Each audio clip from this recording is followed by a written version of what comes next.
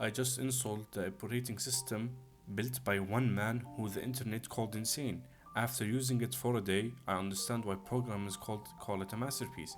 So this is Temple OS and this is Terry Davis, the man who spent 10 years building it completely alone. Terry wasn't some, amateur. He worked at Tickmaster in the 90s, programming systems that handled millions of transactions. He was a brilliant, disciplined, and by all accounts, really good at what he did. But in his late 20s, Terry was diagnosed with schizophrenia, and instead of letting it destroy him, he channeled it through everything, especially into his project, which is building an operating system from scratch. Not just any operating system, his operating system, his own programming language called Holy C, his own compiler, his own kernel, and his own graphics system, and even his own font. Most operating systems are built by teams of hundreds, sometimes thousands of engineers. Linux has had tens of thousands of contributors over the years. Windows, forget about it. Terry did it alone. Hundreds of thousands of lines of code, everything you're about to see, he wrote it by himself. Now, Terry believed in God. Terry believed that God told him to build this compiler system, this Temple OS. He called it God's third temple.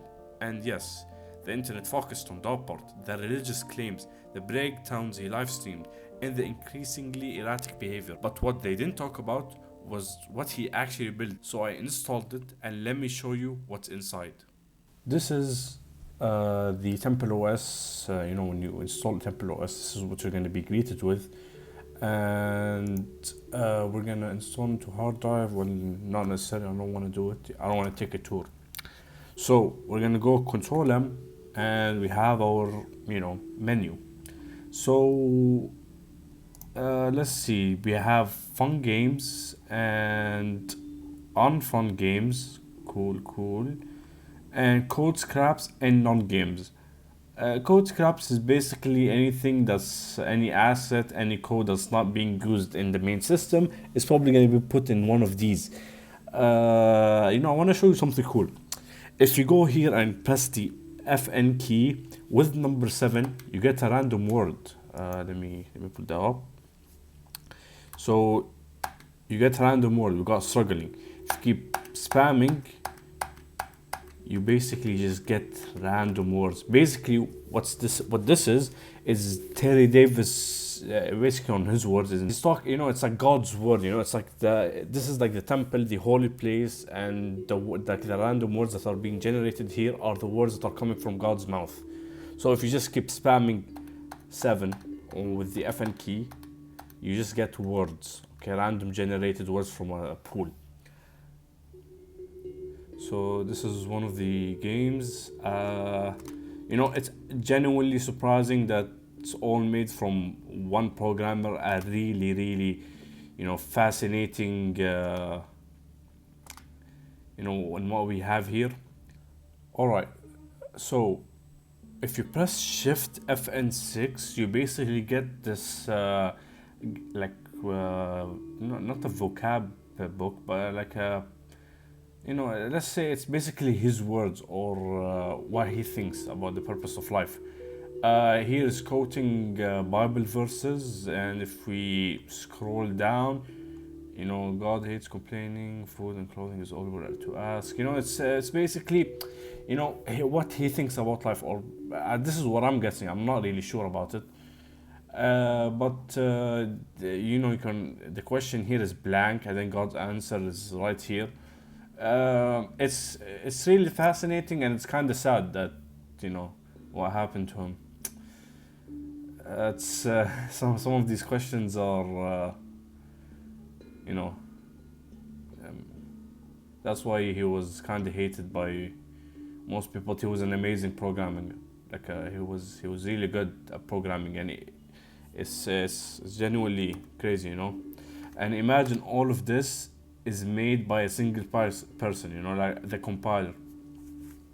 So look, imagine all of this is made from a single person, like the compiler, the language, and I think this is the programming language is derived from the C language, from the C family. So it's from the C family. and it's mostly if you can find files here, you can edit. It's basically a whole operating system called Temple OS, yeah, of course, and it's really fascinating. You know, it's really interesting too.